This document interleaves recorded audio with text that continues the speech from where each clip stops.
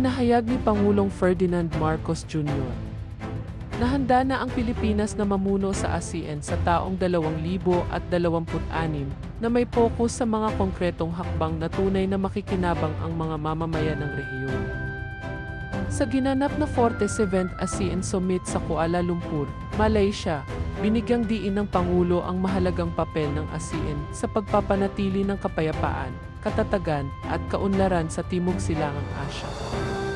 Nagpasalamat din siya sa pamahalaan ng Malaysia sa kanilang mainit na pagtanggap at formal na tinanggap ang Timor-Leste bilang bagong kasapi ng ASEAN.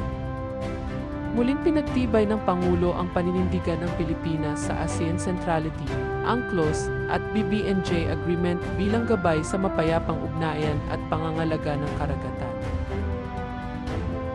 Binigyang diin din ni PBBM ang pangangailangan ng bukas na kalakalan, matatag na ekonomiya at pangmatagalang pag-unlad sa ilalim ng bagong Pilipinas.